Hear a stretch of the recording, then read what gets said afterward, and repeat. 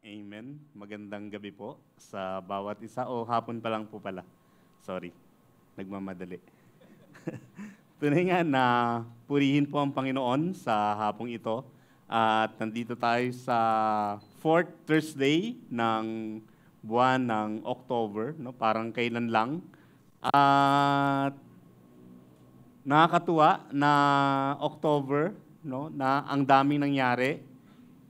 Gustong-gusto ko yung nangyari nung last Saturday, yung October Praise, no? Na parang andun pa rin yung vibe, nandun pa rin yung feel na parang ang sarap magpuri talaga sa Panginoon. Nandito pa rin po tayo sa ating Great Commission series, no? Teaching them to obey everything I have commanded you. So, ang ating pong text, again, ay matatagpuan sa, matatagpuan po sa Matthew 28:19 to 20, yung binasa ng ating kapatid kanina.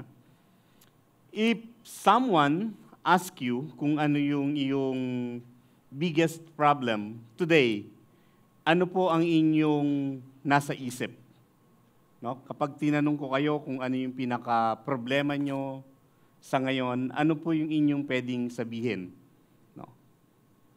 May magsasabi ba na family problem, Pastor? Or relational problem? No? Nakipag-break na yung girlfriend, yung boyfriend?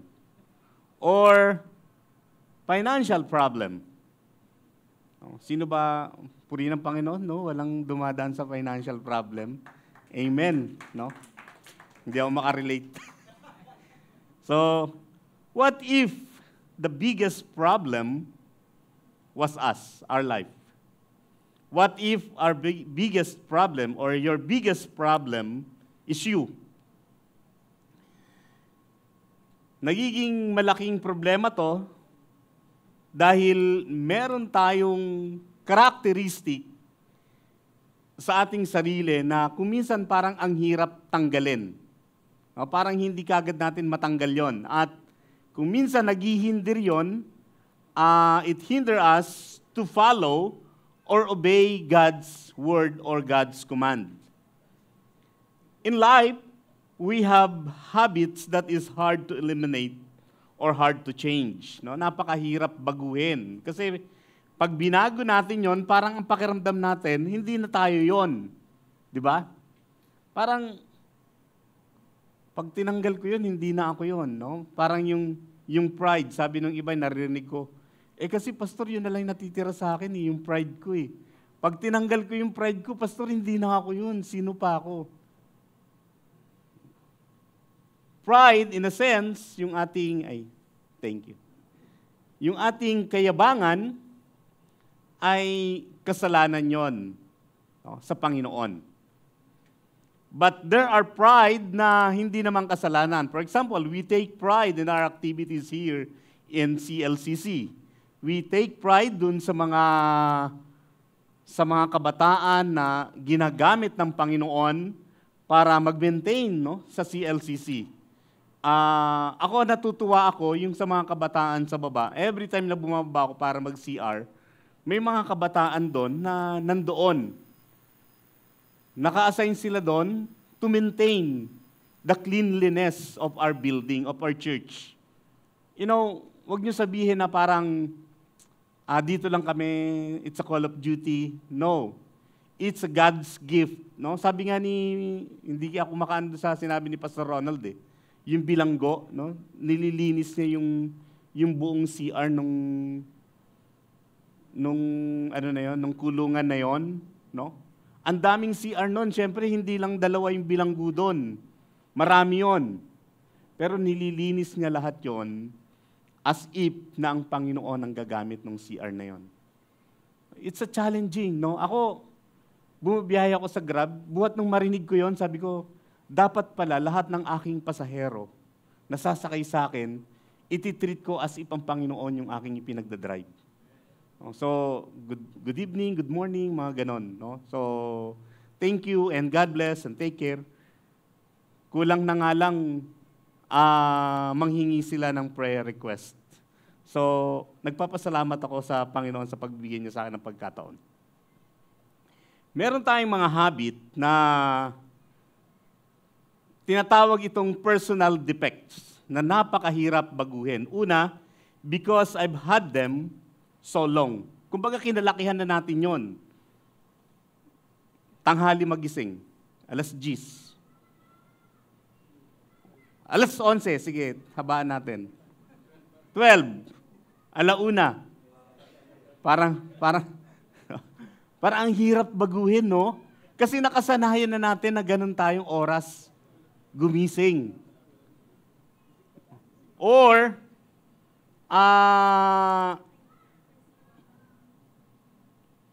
yung mga bagay na ginagawa natin na kung minsan alam natin na magkakaroon tayo ng problema, halimbawa sa paggawa ng mga project dahil mga kabataan, mga nag-aaral, no, kung kailan yung last day na pasahan na, saka magkukumahog, meron bang ganon? Pasahan na bukas, and then ngayong gabi pagpupuyatan kasi pasahan na bukas. Pero nung nakaraang August pa yun ibinigay or nung nakaraang July pa. So kung matagal pa yung pasahan, matagal pa yung ganon, no? So,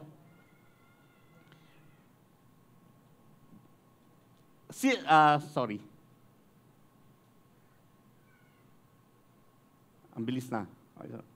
Because I identify with them, no? Second reason. Minsan, nagkakaroon tayo ng problema sa tinatawag nating identity and our defects. Alam niyo po ba yung ating identity? Alam niyo po ba yung inyong identity? God made you male and female at wala nang iba. That's our identity. And also our identity, we are created in the image of God. The defect, halimbawa, masyado akong mataba eh.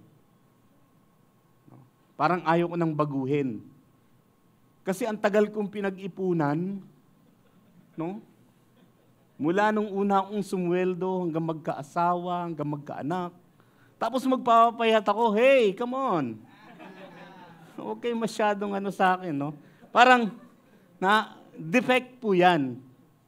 Pwede naman nating bawasan yung intake ng food intake, di ba? No rice, pero grabe naman kamote, tsaka mga patatas, no? So, ganon. Number 3 is, because every defect has a payoff, no? Yung mga defect ko, parang naitatago ko siya, naimamask ko siya. At yung iba nga, minsan nagiging controller pa, di ba? Yung emotion, ay pagpasensyahan natin yan kasi may anxiety yan. No? Unawain na lang natin kasi mabilis magalit yan. No? Halimbawa, yung sa teacher, yung inyong co-students, classmates nyo, or kagrupo nyo, kung minsan parang nagiging controller siya because of his or her emotions. Di ba? Sabi nga, may payoff yan. Kumbaga parang nakikinabang siya doon sa kanyang emotion, sa kanyang defect na yon. At ito yung gustong-gusto ni Satan. Gusto niya itong gamitin para sa atin. Sasabihin ni Satan sa'yo na, hindi mo na kayang magbago. Nakasanayan mo na yan. Hindi mo na kaya yan. Maaring yung iba, kaya nila, pero ikaw, kilala kita. Hindi ka na kayang magbago. Pag ginanong ka ni Satan, sabihin mo kay Satan, knock-knock. Oh. Ano sasabihin ni Satan? Who's there? So Satan, hindi mo ako kilala. No? Kasi nag-who's there ka. Sabihin mo kay Satan. So, kaya mong magbago. Sabi ng Biblia, binigyan tayo ng kapangyarihan ng Panginoon para tayo magbago. Para mailagay natin sa maayos ang ating buhay. Bakit natin ito tinatalakay? Bakit si Satan ina-accuse tayo, gusto niyang mag-fight against sa atin, gusto niya tayong manatili lang sa kanya? Kasi nakikita ni Satan, kapag nagbago tayo, aalis na tayo sa kanya. At susunod na tayo doon sa kalooban ng Panginoon. Kaya sabi ng ating text, Therefore, go and make disciples of all nations. No? When we say make disciple, tinuturuan nating i-imitate ng tao yung ginagawa ng Panginoon. Sa iba nga, sa China, pati yung paghawak ng chopstick ng kanilang master, kung paano magsubo, kung paano sila umupo, no? Ginagaya lahat yan. Tayo hindi natin ginagaya yung pamamaraan ng Panginoon. Ang ipinapagaya sa atin ay kung papaano siya mag-isip, no? Kung papaano siya magmahal, kung papaano siya mag-response doon sa mga pangyayari na nangyayari sa kanyang paligid. So sabi diyan, baptizing them in the name of the Father and of the Son and of the Holy Spirit. Maganda po itong baptizing, pagpapabaptize. Kami, 1985, na-baptize kami, doon kami sa Wawa Dam. Kasi meron kaming activity, meron kaming kantata. Yung kantata, ano pa po kami noon, choir. No? So ako nasa bass part, yung aking may bahay nasa alto. No? So, kailangan namin magpabaptize para matuloy yung activity. Kasi dun sa church namin, hindi ka pwedeng mag-part ng activity kung hindi ka baptize. So, kailangan namin mabaptize lahat. Pagpabaptize ay hindi naman ito nakakapagligtas. Kaya lang, it's a sign how you follow our Lord Jesus. Tingnan niyo, maging ang Panginoong Kristo, nagpabaptize siya kay John the Baptist. But the baptism of our Lord Jesus ay iba doon sa ating tatanggapin na bautismo. Ang pagkakapareho lang nila ay yung tinatawag na pagsunod. No? Yung pagsunod, ibig sabihin, ang Panginoong Kristo nagpabaptize siya para sundin ang kalooban ng Ama at yung pagpasok niya sa ministry na kanyang gagawin. Tandaan natin, hindi nakakapagligtas. Kasi kung nakakapagligtas, hindi na magpapabaptize ang Panginoon. Kasi ligtas na siya, wala naman siyang kasalanan. Di ba? So yung question, yung tao na nandun sa krus na kasama ni Jesus, kung nabuhay siya at nakababa siya dun sa krus nung time na yon, that same day, same hour, magpapabaptize din siya.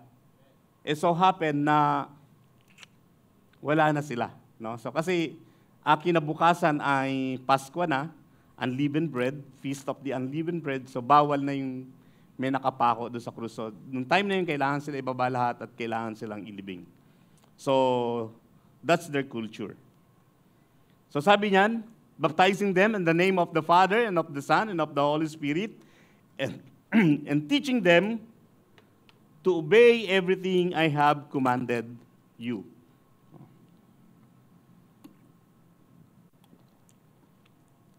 The praise everything, to obey everything, it means that we have to live according to every teaching and command by Jesus. No?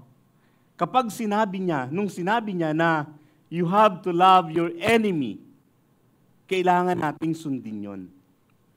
Walang walang if, walang but.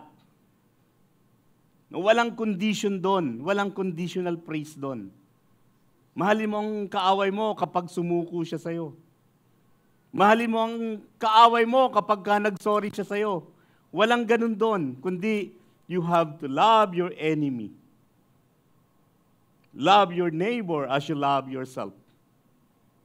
If your enemy is hungry, feed him. Kapag nauuhaw, painumin mo. No? Painumin mo. Bahala ka na kung juice o tubig. Basta sinabi doon, painumin.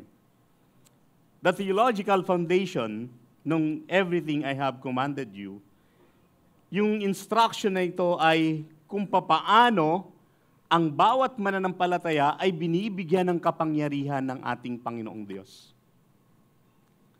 For us to live by the Word of God at ipasa din naman natin. Hindi lang yun mananatili sa atin. Alam niyo po yung geography ng Israel ay napakaganda. Mataas yung lugar nila, may mga bundok sila. Pero sa kanilang lugar din matatagpuan yung lugar na below sea level. Alam niyo po yung Dead Sea? Yung Dead Sea, ngayon parang hati sila ng Jordan at ng Israel. Dead Sea, kaya siya naging Dead Sea kasi wala na siyang outlet palabas. Lahat ng tubig na nanggagaling sa Sea of Galilee, mula sa taas, mula sa upper stream, pumupunta lahat sa kanya. So naging maalat yung tubig. So pagka ikaw ay nag-dive doon, masasaktan ka lang, hindi ka lulubog. Pwede kang maglakad doon, no, doon sa tubig na yon. Kasi puro siya asin. So, kung bakit kailangan nating sundin ang kalooban ng Panginoon ay para ma-develop sa bawat isa sa atin yung tinatawag na pagmamahal. Ang salita ng Panginoon, katulad yan ng pizza pie. Maraming flavor, no?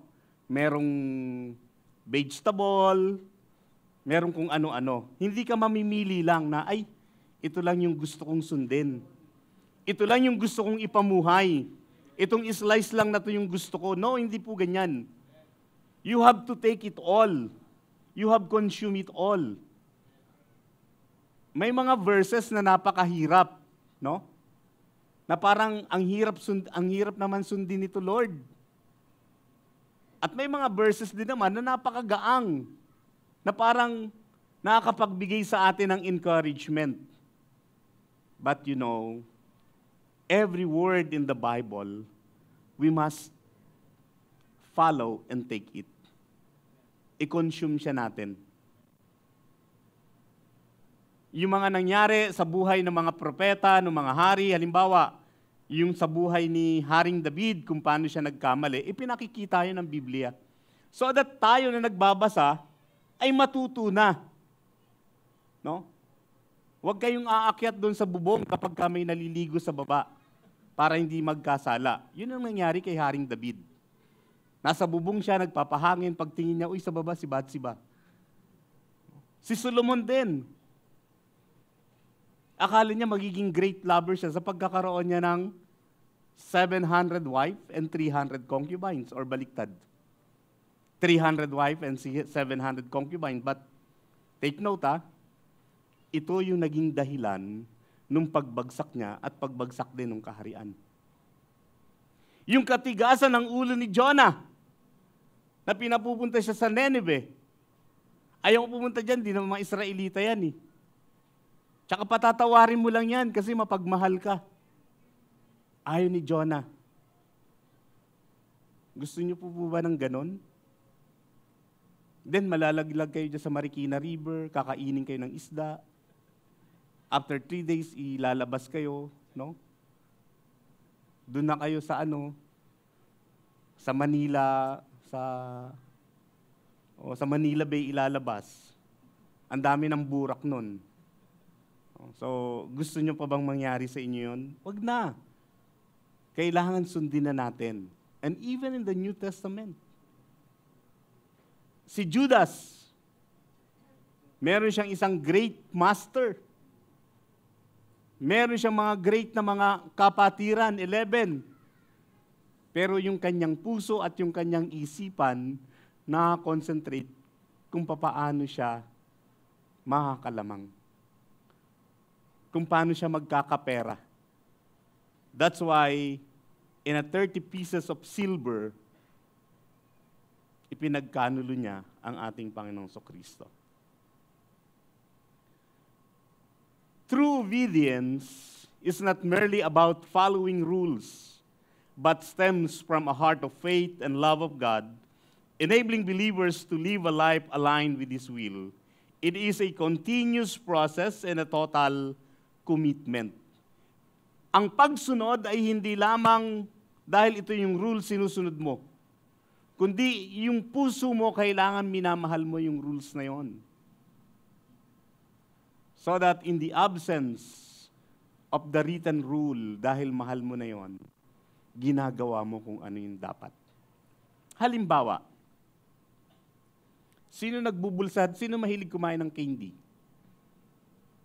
Pag kumain kayo ng candy, anong ginagawa nyo sa balat? Natapon sa kalsada o ibinubulsa? No? Alam nyo po yung hindi naman sa pagmamayabang, yung aming anak. Dahil nakikita niya sa amin na yung balat ng candy, every time na kumakain ako, ibinubulsa ko. May time umuwi, akala ko nakikipaglaro ng balat ng candy. So, ang dami niyang candy. Sabi ko, ang dami mong candy. Nakikipaglaro ka ba? Sabi niya, hindi po, mga balat po yan. Yung mga kinain kong candy. You know, even in the absence of the written rule, dahil mahal niya, ginagawa, no? Parang doon din sa itong mga tahanan. Sino yung gumagawa ng mga house chores? Naghuhugas ng pinggan, nagwawalis, yung kahit hindi ka nautusan, kahit hindi na mamaos si nanay, no? Hindi na kailangan pang banggitin yung pangalan mo. 3 kayong magkakapatid, naghihintayan pa kayo kung sino yung pangalan na babanggitin. No? Hindi dapat ganon. So obedience or true obedience is not merely about following rules, but stems from a heart of faith and love for God.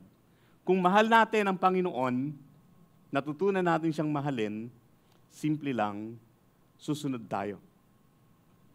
Maganda itong verse na susunod. Sa John chapter 15 o 14 verse 15. If you love me, keep my commands. O sa ibang salin ay, keep my commandments. Napakasimple lang ng argument ni John, the beloved. Siya po yung sumulat nito, isang fisherman. Sila yung mga anak ni Boanerges. No? Mga sons of thunder sila kung tawagin. Napakasimple lang ng kanyang argument, pero mabigat. If you love me, keep my commandments.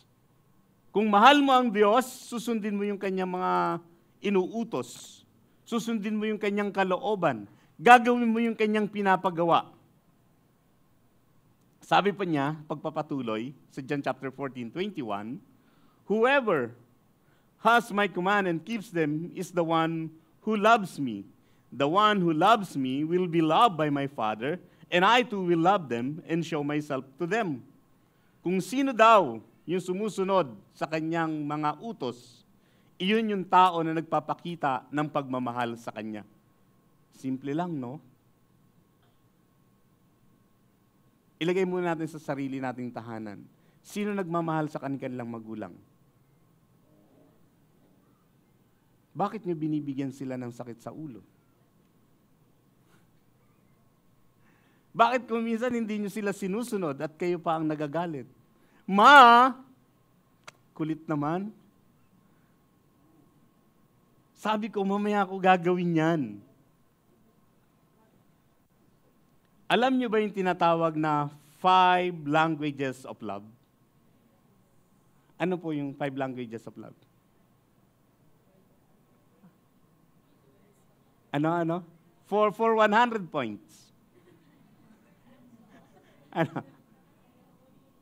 Words of affirmation, quality time, alam nyo receiving gifts, physical touch, and act of service. Wow, ang galing. Kabisado nila. Kabisado mo rin, Sir Vince. Very good. Word of affirmation, ito yung laging pagsasabi ng I love you. Ang ganda mo. Ang sexy mo today, no? Kahit 35 yung waistline mo. Quality time, ito naman yung magkasama kayo, no? Nagbaband kayong dalawa. You make the day fruitful na kayong dalawa lang, and then receiving gifts. No, mga 20 karat gold, mga ganon. Yate, helicopter, pwede na ba? Walang parking. So, physical touch, yung parang inaano mo sa likod, sa balikat, and then acts of service, kung ano yung pag-uutos mo. Hindi ko alam kung ano yung iniisip mo, hindi ko alam kung ano yung gusto mo, utusan mo lang ako, gagawin ko, bibiling ko. That's acts of service. Sa Panginoong Jesucristo, hindi niya na kailangan yung word of affirmation. Kasi alam niya yung laman ng ating puso at ng ating isipan. Hindi niya na rin kailangan yung receiving gifts. Kasi siya yung may-ari ng lahat. Ano ang ano niya? Quality time, prayer, devotion. Hindi niya na rin kailangan yung physical touch. Hindi natin siya mahawakan. But act of service, obedience. Ito yung pinapakita natin yung pagmamahal natin sa Panginoon sa magitan ng pagsunod natin sa Kanyang kalooban. Love languages or 5 love languages, i-develop po ito ni Dr. Gary Chapman. Isa po siyang pastor and also a psychologist. So para sa ating Panginoon, gusto niya pa rin kung paano natin ipapakita yung ating pagmamahal sa Kanya is through obedience. Sabi yan, John 14:23-24, Jesus replied, "Anyone who loves me will obey my teaching. My Father will love them, and He will come to them and make our home with them. Anyone who does not love me will not obey my teaching." Simple lang. Kapag hindi ka sumusunod, nagpapakita yon ng yung pag-disgusto. Hindi mo mahal. Hindi mo pwede sabihin sa Panginoon na, "Lord, mahal naman kita eh. Kaya lang kasi hindi ko kayang gawin yung mga gusto mong gawin. Kasi may pangarap pa ako. May career pa ako na gusto kong i-develop. May career pa ako na gusto kong gawin. Tsaka bata pa ako, Lord eh. Saka na pag matanda na ako. Saka na pagka may sakit na ako. Saka na ako maglilingkod." No, hindi ganon. The more na malakas pa tayo, ibigay natin yung ating lakas sa Panginoon. The more na malusog pa tayo, ibigay natin ang kalusugan natin sa Panginoon. "These words you hear are not my own. They belong to the Father who sent me." So simple lang, no? Pero napakabigat ng argument ni John. It's like a black and white. Birds with the same feather, they fly together, flocks together. No? Tell me who your friends are, and I tell you who you are. So kung kaibigan ka ng mga kontraktor, maaaring guguro, kontraktor ka rin. Di ba? So, very simple lang. Pero ang pinakamaganda dito na is-remind sa atin ng Panginoon sa gabing ito, na ipapakita natin ang pagmamahal natin sa Kanya through obedience. That's why sabi niya doon, teaching them to obey everything I have commanded in you. Sundin natin lahat, everything. Hindi niya sinabi doon, teach them to obey some of my teaching. Teach them to obey my 1-4 teaching. Forget the 5-10. Wala siyang sinabi, but everything, ibig sabihin lahat ng itinuro niya sa atin. There are 3 purposes of obedience.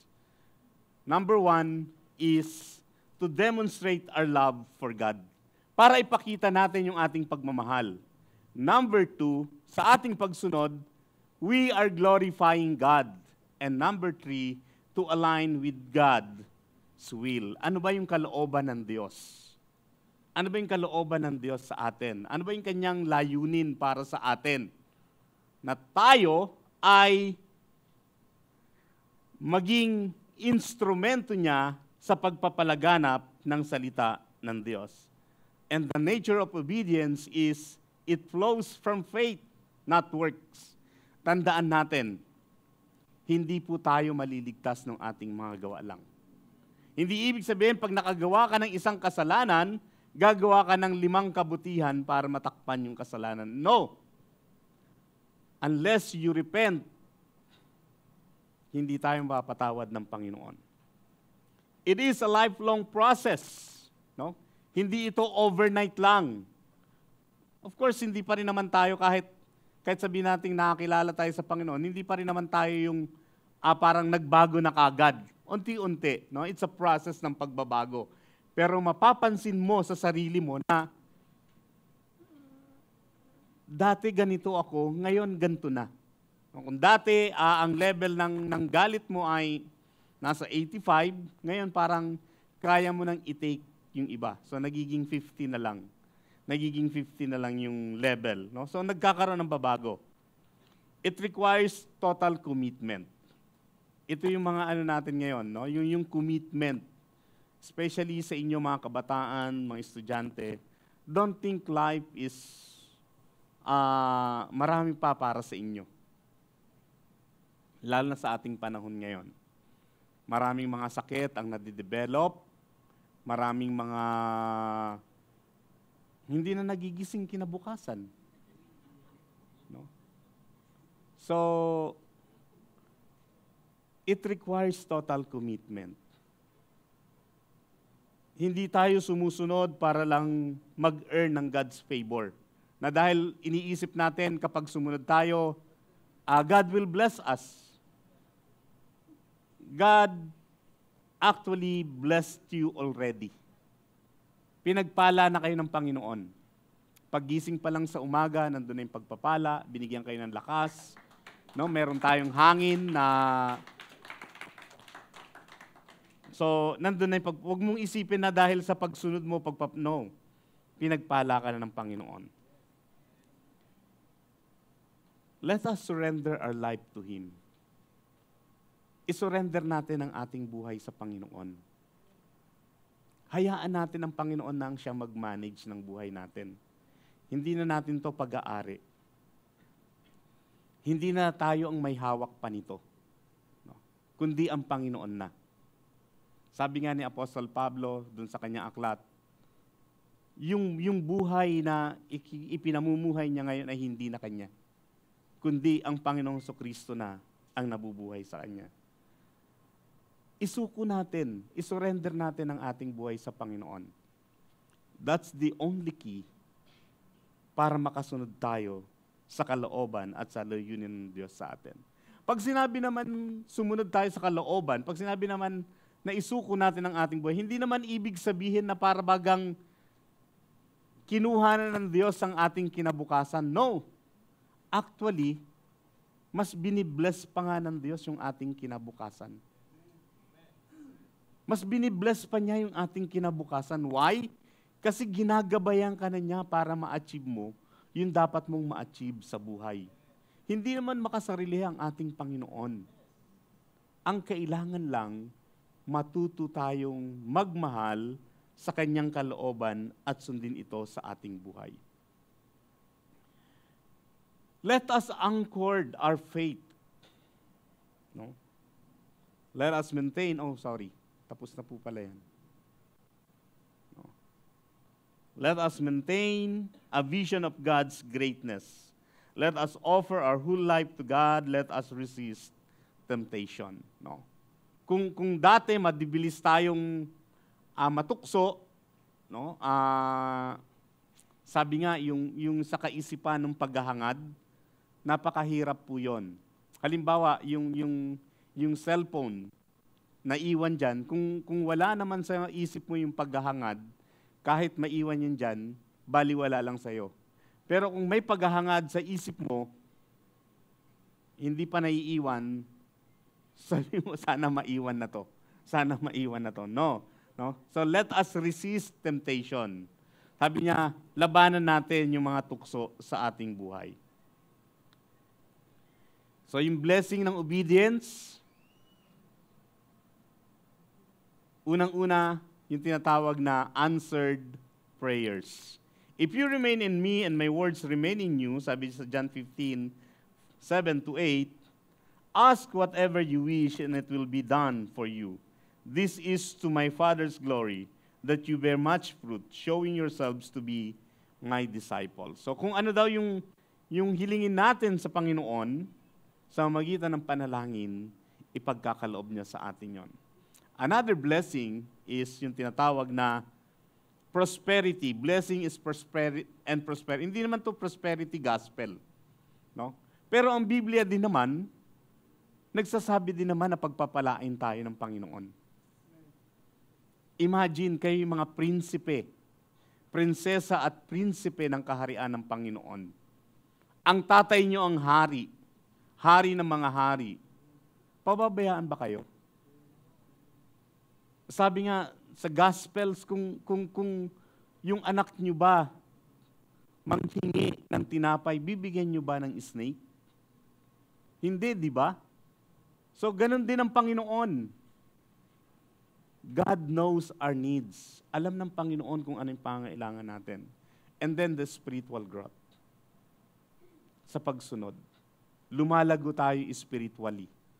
Mas nauunawaan natin ang salita ng Diyos, mas nadidevelop ang ating character. So, challenge. Sabi dyan, do not merely listen to the word. Sabi sa James 1:22-25. And so deceive yourselves. Do what it says. Huwag lang daw natin pakinggan yung salita ng Diyos. Huwag lang natin basahin ang salita ng Diyos, kundi gawin natin kung ano yung sinasabi doon. Anyone who listens to the word but does not do what it says is like someone who looks at his face in a mirror and after looking at himself goes away and immediately forgets what he looks like. Parang ang nanalamin daw na pagkatapos nakalimutan mo na kung ano yung itsura mo. But whoever looks intently into the perfect law that gives freedom and continues in it, not forgetting what they have heard, but doing it, they will be blessed in what they do. So mga minamahal, katulad nung sinabi ni Pastor Vince nung Sunday, at uulitin ko din, do not merely listen to the word. Do what it says. Tayo po tayong lahat para po sa ating panalangin. Dakilang Diyos, maraming pong salamat sa mensahe. Yes, Lord, yung mark ng tunay na pagmamahal namin sa inyo ay ipinapakita ito sa mamagitan ng aming pagsunod sa inyong salita at sa inyong kalooban. Hari nawa, dakilang Diyos, sa mamagitan mo ba ng Espiritu, patuloy niyo pong ipaunawa sa bawat isa sa amin ang iyong layunin ng iyong mensahe sa gabing ito, O Diyos. At patuloy na ang pagpapala ay patuloy na lumabong sa buhay ng bawat isa, O Diyos. Purihin po kay Panginoon sa pangalan ni Jesus. Amen.